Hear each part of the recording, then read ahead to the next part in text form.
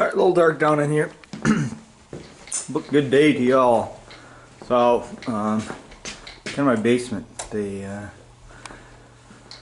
tore out, just had like crappy wood paneling in it. Then there was carpet, and then I scraped up all this like foam stuff. But anyway, that gray wire comes back and it just supplies that outlet. And then supplies that, just that outlet, so I don't know why.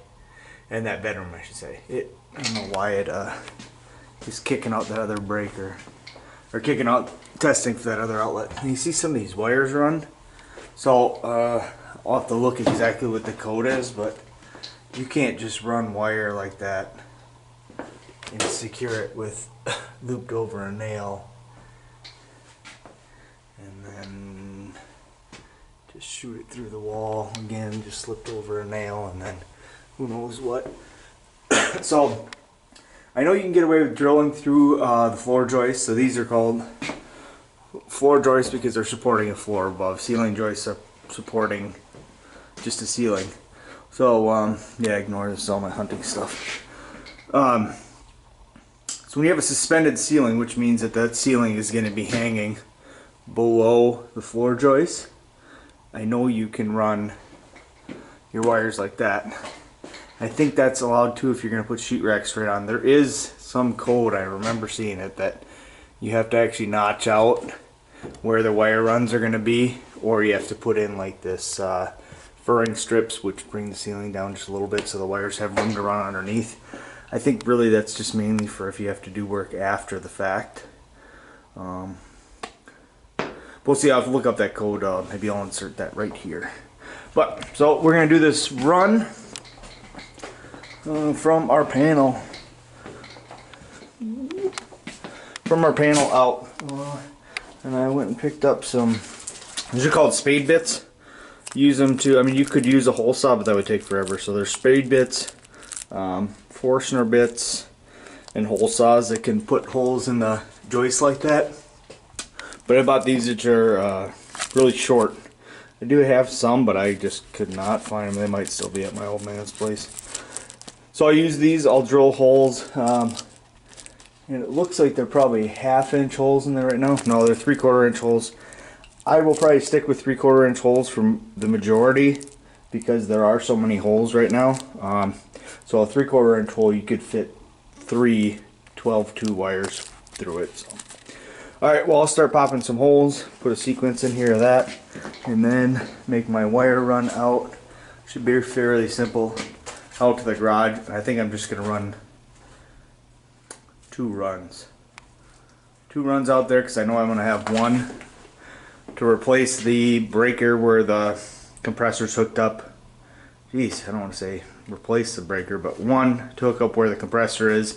Then I'll have one for the outlets. So those 2 will have to run, and there's already one out there that run the lights. So.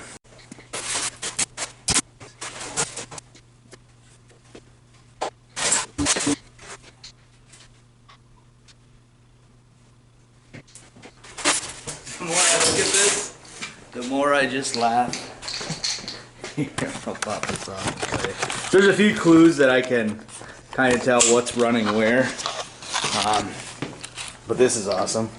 When our staple is supposed to be secured to an outlet, I gave her 6 inches. And probably not by zip tie. And that junction box is probably, I don't want to look in there. So I'm just kind of looking to see where all these wires run through and where they go. So that one there is more than likely goes up into the kitchen. This one is definitely for the oven because it's a heavy gauge and the oven runs 240 volts. And this run, again, I mean, they got something stapled, but then this one's just loose. Half the outlets aren't secured to the walls. That is the water line for the fridge water. And this, I'm guessing, is the outlets. I could just go hook up my tester again. That's probably the smart thing to do. See if I'm getting the signal through there. I'll go do that right now. So I'll put my transmitter in that outlet, then I'll check and see if this is my transmitter where it comes out. So this is outside in the garage. See if I can find I just ripped down my doggy door that was set up for the winter. Right here. So 135 psi electrical input, 120 volts, and then 14 amp 3-wire. So, which isn't, I mean, they're saying 3-wire is in 3-prong outlet, so it must have a ground. So I know that this outlet is tied together with everything in this garage, so I can plug in my transmitter here. So that means it's transmitting. I think how this works is I should be able to go to any place that's on that same circuit in this garage. If I can find an exposed wire, let's see here. I gotta take all my stuff off the walls to get to this, but I just put it up this way. Let's see if we can find a wire. I know there's one around here. Yeah, tractor going for small engines, transmission going for auto body. Got my car getting kind of packed in here, so.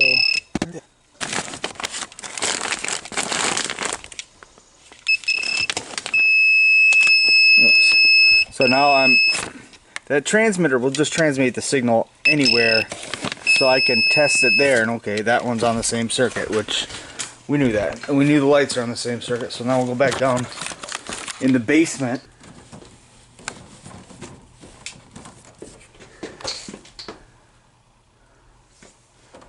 So that wire does go up and into the living room for whatever reason, so I am just gonna do 2 new wire runs out to the garage and take it from there. Here's my plan. I know roughly right here is where my outlet is out in the garage, and I know there's nothing between here and the outside sheetrock.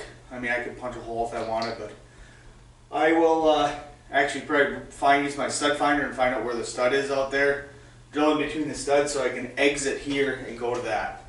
But the other thing I'm going to do is take and find a spot where I can make this nice clean run and where it's straight, where I'm not going to drill into anything on the other side.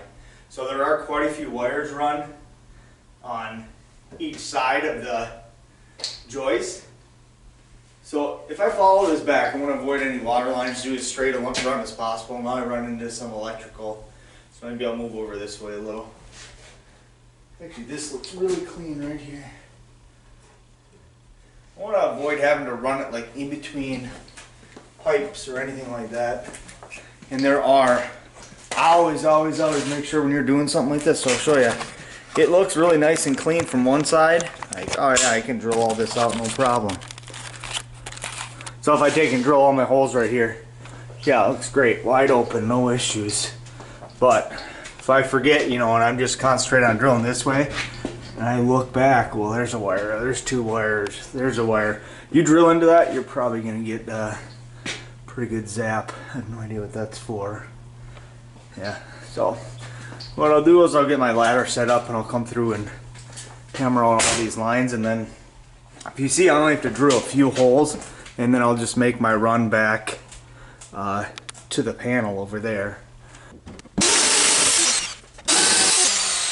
That's why I bought the shorty spade bit, is so I could get in between the floor joists.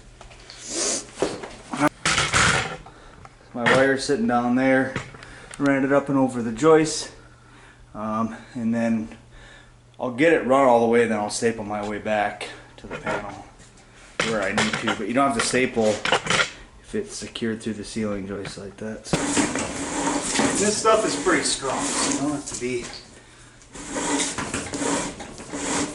super gentle with it. Just make sure you aren't kinking it or pulling around a sharp corner where you're ripping the insulation off.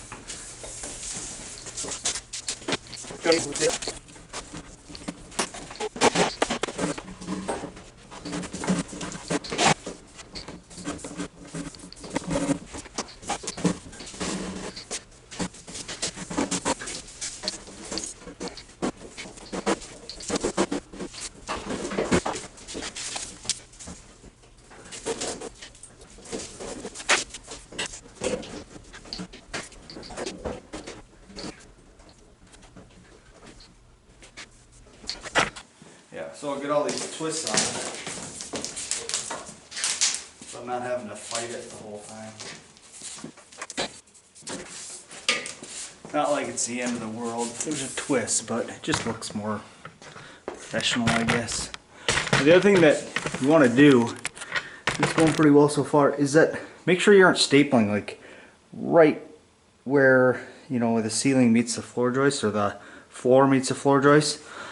Because if, say, somebody comes in and they're redoing flooring or they miss a joist, well, odds are that they're going to put that nail down trying to hit the center of that joist, and if they miss, well, then they could come down and hit your wire. So just come down a little ways, like halfway is perfectly fine. You just don't want to be tight, real tight to it. And same on the bottom side too. You don't want to be so close to the bottom that when a ceiling gets put up that you're, you know, if your screw or a nail misses, you're going into the electrical work. So I'm not nailing them so tight that I couldn't move them if I had to.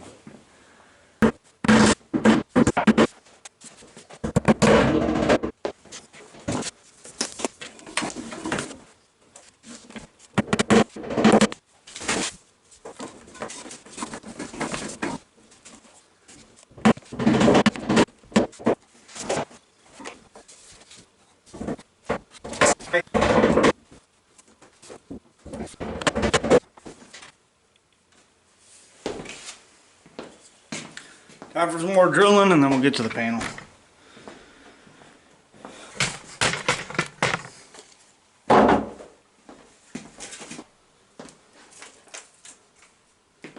On this one I'm going to use a 1-inch spade bit. I don't know if I said that before. These are called spade bits. Because I know I'm going to end up by doing more electrical coming from the panel at some point anyway. This drill is probably a little too powerful to be using for this. As you can see, it catches pretty easy. So I'm going to check and see what I got.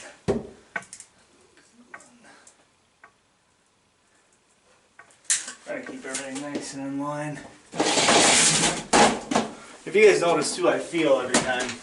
Just kind of like to double check one last time to make sure I'm not missing.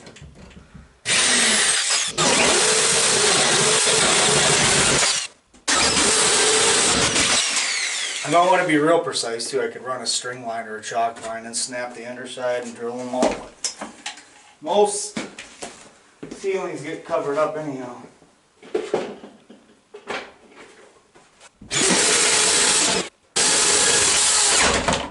God dang. Again. And this is a 1-speed drill, so it's just all or nothing. That's why it's catching so bad. Keeps me awake. $50 more to go. I think I've got like 4 left.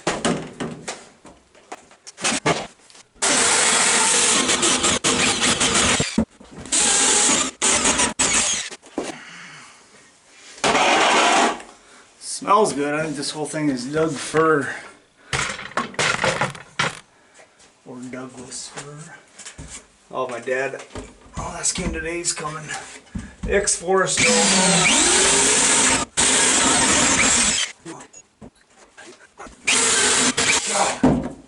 Every time when I try and pull out, it's still rolling. Alright, I'll run the wires down into here. And then what I'll do is I'll pull it up into the panel there just in case. I know I've got a couple extra feet there. But I'll pull this wire to the panel. And then I just got to be careful. I'm not going to hit anything inside here. Short anything out. So. Alright.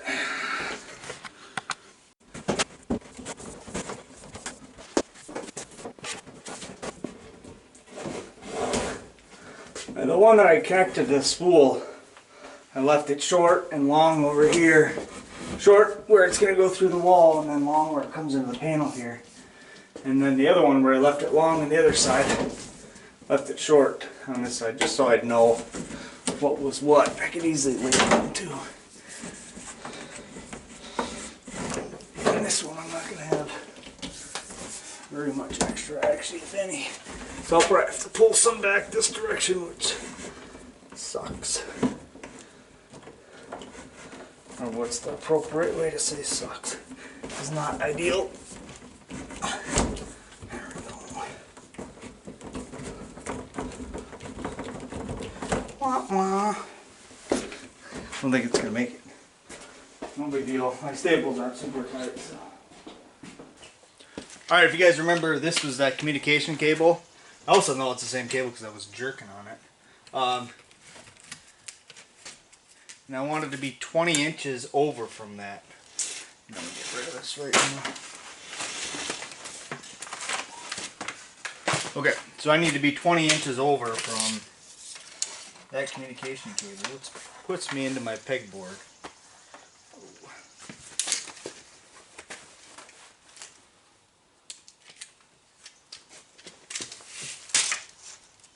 20 inches will put me here.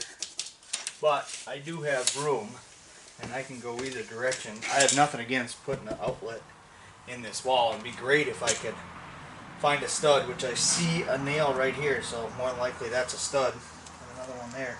So I can choose either side of this, so I might just pick a side of this, knock it out, and then drill through.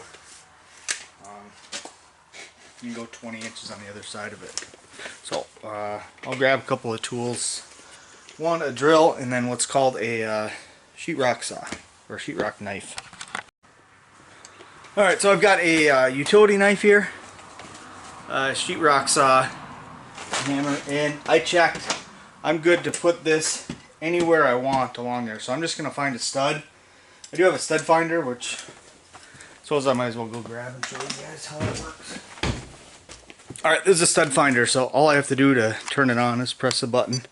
And then it's going to show me left and right sides of a stud. So I'm just going to pick a spot. Oh, there's one right there. Okay. So that's one side of the stud. That's the other side. So I could zoom in here and show you that. So that it marked my left and right side, and you can see the nail right in the middle there. So if I measure that, I should have 1.5 inches or so. Yeah, about 1.25 inches is what I can see outside to outside.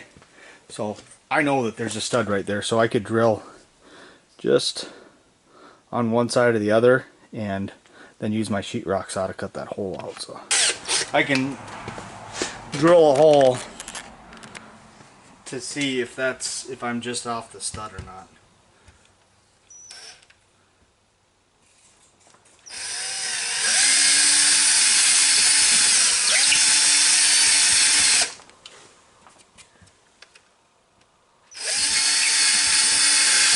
So I can feel it when I'm pushing my bit kind of sideways through there. I can feel the stud. What I want to do is, there's an outlet in the corner, but that's not the height that I wanted at. So if I look around the outside, the majority of my outlets are at 48 inches from the floor. So that's what my plan is going to be. I'll put all my outlets the same at 48 inches around. The only one that's different is the one that's in the corner there. 48 inches to the center. I like doing that, just put a on center so I know that that's 48 inches on center. I know the side of my stud is like right here. So if I'm 48 inches on center, I could measure the box. 3.5 or 3 5/8. So 1 7/8 will give me 5/8. So I'll go 1 7/8. Mark it here. I mark 1 7/8 on my box. Or I can do this. And all I do is I bury the tape measure. Since it's so hard to get this like right on the edge, I just put this at 1 inch and treat that, or you can do a foot to make it easier. And then I'll go inch 7/8, 1 inch 7/8, and that should be the size of my box right there. So that's the hole I need to cut to get my box to fit in there.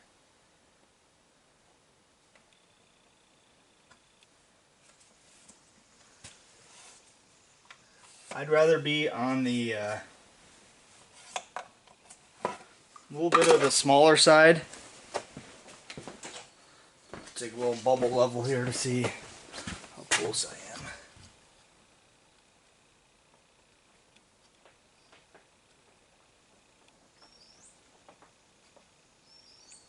That's pretty darn close. On the money. So then I can use 2 tools if I want. I can drill a hole to make sure I'm off the stud. I'm just barely off it.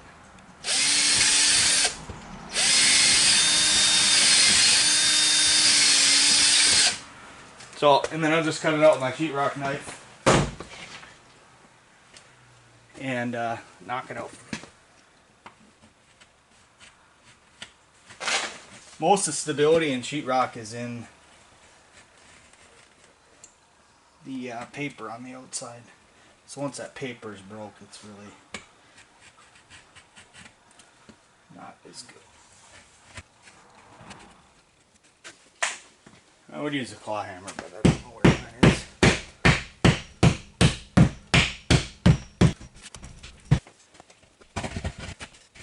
I don't want to go too crazy because I know on the other side of this wall is my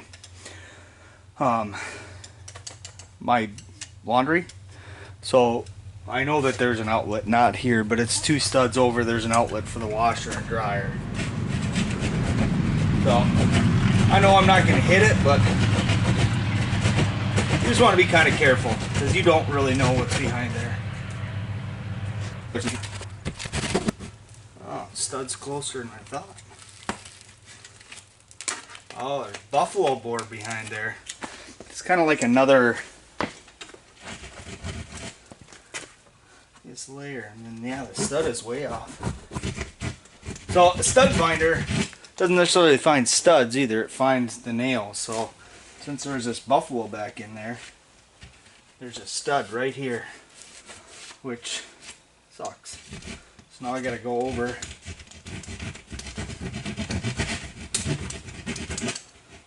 and come back this direction. The width of my box. So just lay this out again. It's kind of a bummer. But just have to patch some sheetrock in there. Yeah, I don't know what this stuff is actually called. I call it buffalo board. It's kind of like, it's not chipboard, but kind of. Well, it's no wonder why. See, normally if I were to whack that, it would have busted that sheetrock right out the back side. But since there's that buffalo board, it won't cooperate. Show you guys my puppy here. Oh, she ran away. Myra, look, you're on camera. Myra. She wants me to play so bad. It's nice out. Sheetrock kills your knife too. That's why it's better to get a utility knife than just use your pocket knife that you got. Alright.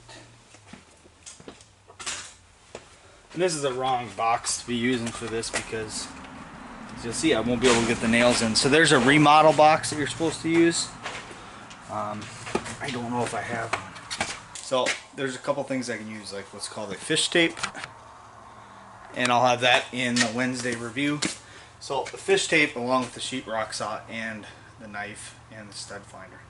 So what a fish tape does is allows me to, it's kind of like a kind of semi-sturdy piece of wire or steel that you can stick down and fish it back up through a small hole. So I'm sure it gets a reference through fishing is that you can take and snake it down in and So what I'm going to do is downstairs I'll drill up through, there's a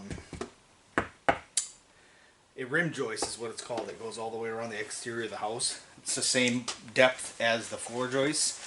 So that rim joist goes all the way around, but I want to drill up. Before I get to that rim joist, I want to drill just on this side of it, the house side of it, and come up through what's called the sill plate or the bottom plate. This will be called the bottom plate because whenever you have a wall, 2x4 stud wall, there'll be the rim joist, which probably comes to about here, then a 2x4 sitting this direction, and then all your studs that run vertically. So this is called the bottom plate. So I want to drill up through that bottom plate in between these two studs and then run my wire up and get it through that hole. I might try and do that right now. Well, here's a few things I got to do first. So I know that from that hole I wanted to go 20 inches this way, but instead I went about 6 inches here. But I know that hole is almost dead center. 16 inches. This hole is dead center in between two studs. It's 8 inches right there, so that's perfectly fine. I can use that as a reference point and try and drill straight up through the joist. Not through the joist, but through the bottom plate, and they'll be like underlayment, like plywood too. Alright, I'm gonna go do that. Alright, so I ran out of town and got a couple different, they call them remodel boxes, or at the hardware store they had it listed as old work, new work. Well, this would be considered old work, trying to put a box into an existing wall that has sheetrock. We had two options. One has these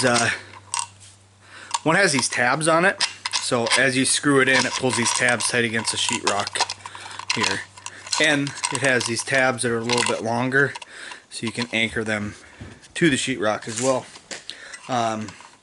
This one, a little bit different, but also for remodel, and it's so you can attach it to the stud. And since I exposed the stud already, I'll just cut it out the rest of the way, get this on there, screw it in place, and then this isn't going to move at all. Alright, so actually the next step is I got to drill a little bit more to get through the bottom plate, and then I should be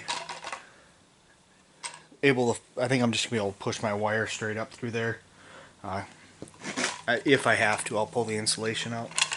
Alright, well, I'll go finish drilling that hole, and then we'll run the wire up, run it through the box, mount the box, and put it in that outlet.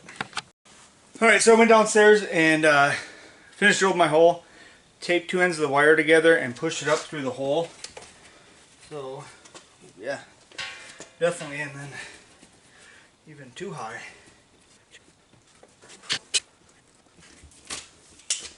So now I've got my wire run out here.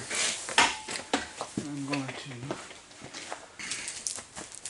really at this point it doesn't matter because I'm running two new circuits out here that are both going to be 20 amps. So like right now everything's run off a 15 amp breaker for the lights and the outlets. So these are all the same, this outlet over here. So what I'm going to do is break it up. This will be its own circuit, and then I'll run this wire somewhere else. I'll have to put in a junction box or something.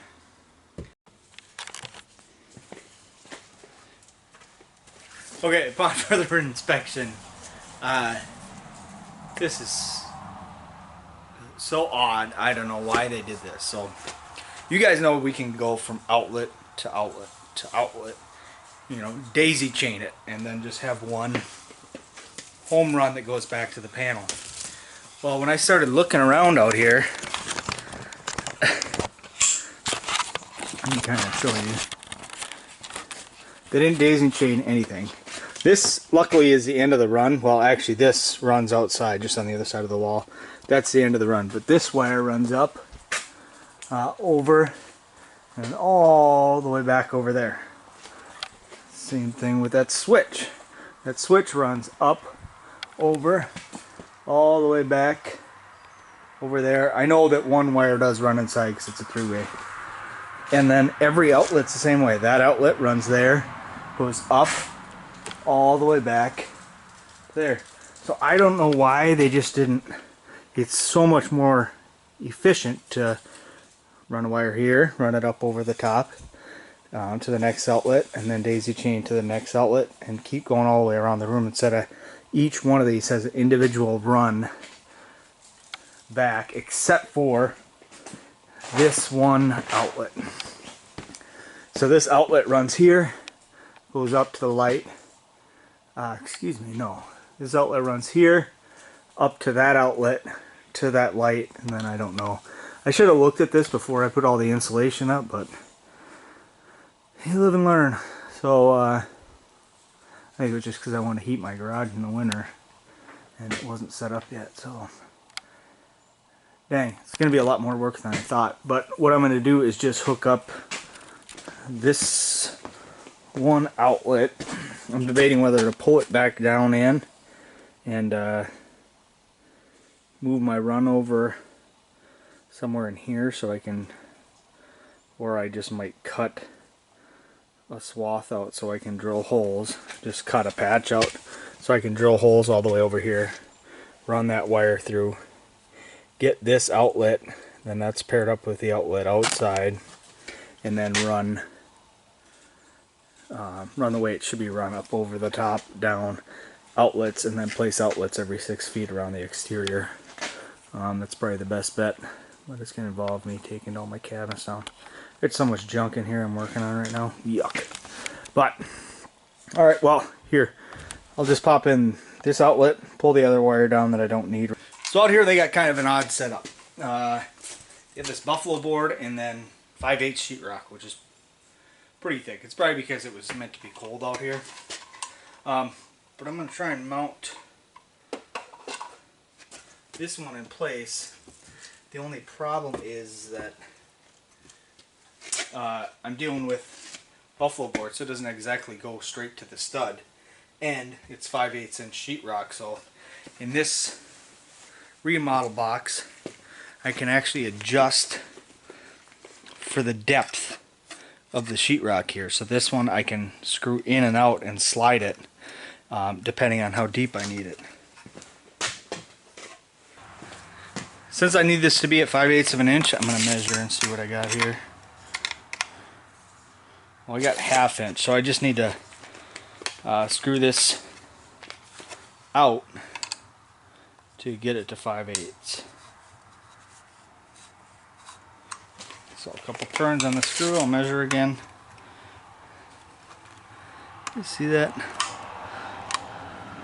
Right at 5/8. So now I can put this box in there, and I'm gonna break out where that wire is gonna come in. I think I'm just gonna cut a chunk of this sheetrock out, and then I can just drill a hole and repatch it back in later.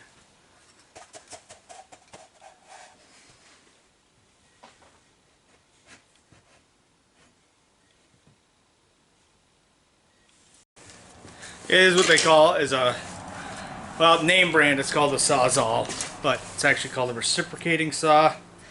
But Sawzall is like the company that everybody knows. I'm going to switch it out. I had a fine bit on there for doing metal work.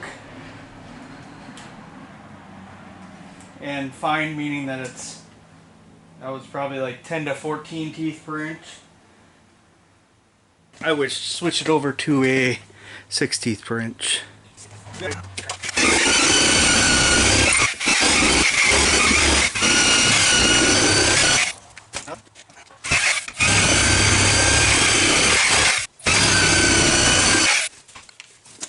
I tried to go in a spot where there wasn't a lot of nails too, so now I've got access to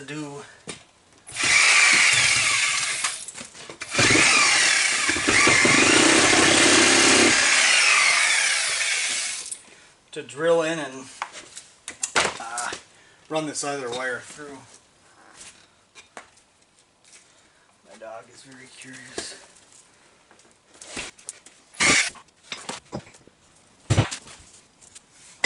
At least they got insulation on the walls.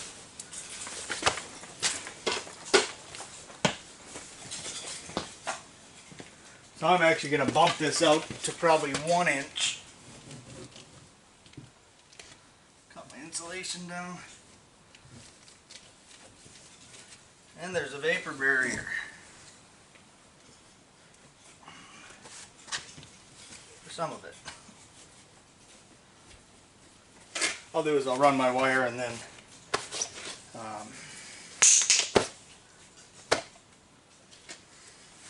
do other things.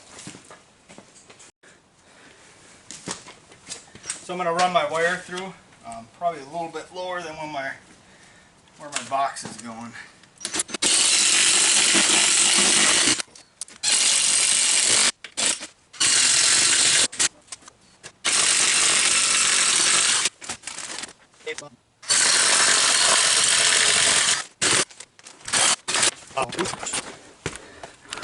This wasn't stapled within 6, should be stapled right there, but so I drilled a hole that direction and then drilled a hole that direction so they meet up so I can run a wire without having something right in the corner here.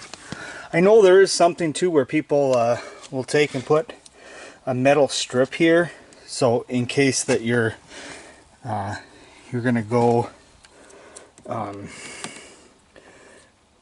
hang something up or screw something into the sheetrock, that you know that, okay, there's an electrical wire right there. So it just makes it harder to, you know, drill and put something in there. Alright, so now I'll run one of my wires, leave that over there, and then put in my box. Throw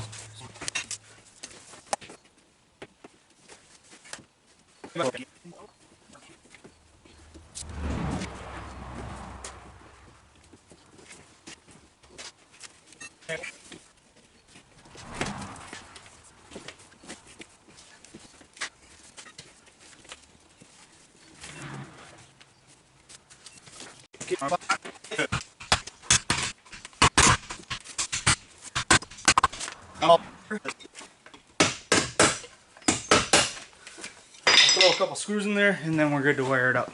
I'm out of time. Secure. I actually got to pull a little bit of that wire back down so it'll reach the panel. Alright, I think I'm going to end it there. Actually, I have no idea how much video time this is going to be. Hopefully not that long. 10 or 15 minutes I get it knocked down to. So next time you're going to see, I'll tie into this outlet. This will be a dedicated outlet for 20 amp to run the air compressor, which draws 14 amps on its own. So I don't really need to do the math there. I mean, 80% of 20 amps is 16 amps. So 80% we're still good to run this. And it doesn't run continuous, but when it kicks on, it definitely draws 15 amps. Then I'll show you what we were going to do. We'll run this line. We'll actually hook it up down there. We'll cap this off so we know that it's safe, so we can turn on the breaker. Alright, I think I'm out of time. Yep. So, check back in. I think maybe I'll have this. I'm thinking about doing 2 videos a week. We'll see how much time I have got. See you guys later.